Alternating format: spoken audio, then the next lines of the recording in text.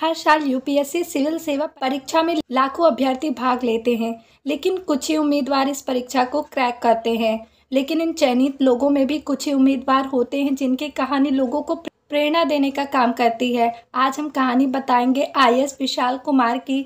विशाल, जो कि बिहार के मुजफ्फरपुर जिले के रहने वाले हैं, उन्होंने साल 2021 में यूपीएससी सिविल सेवा परीक्षा में 484वां स्थान हासिल किया और लोगों के लिए मिसाल बन गए। विशाल की कहानी बेहद रोचक है। कैसे एक बेहद गरीब घर का गांव का लड़का देश के सबसे कठिन परीक्षा को पास कर रातों रात चर्चा का विषय बन गया।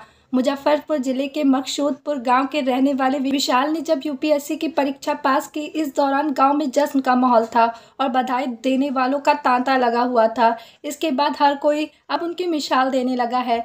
बकरी पालन करती हैं माँ। यूपीएससी परीक्षा में अपना परचम लहराने वाले विशाल बेहद गरीब घर से ताल्लुक़ रखते हैं। उनके पिता की साल 2008 में मौत हो गई। पहले वे ही मजदूरी कर अपने परिवार का पालन पोषण करते थे, लेकिन उनकी मौत के बाद विशाल के घर की हालत बेहद खराब हो गई और फिर उनकी मां रीना देवी ने बकरी व भैंस पालकर अपने परिवार का पेट पाला। पापा कहते हैं बेटा नाम करेगा। विशाल के पिता बिकाऊ प्रसाद विशाल से हमेशा कहा करते थे कि उनका बेटा पढ़ लिख कर बड़ा आदमी बनेगा। अंततः पिता की मौत भले ही हो गई, लेकिन विशाल ने अपने पिता का सपना सच कर दिखाया। विशाल ने साल 2011 में मैट्रिक परीक्षा टॉप की। इसके बाद आईआईटी कानपुर में उन्होंने दाखिला लिया।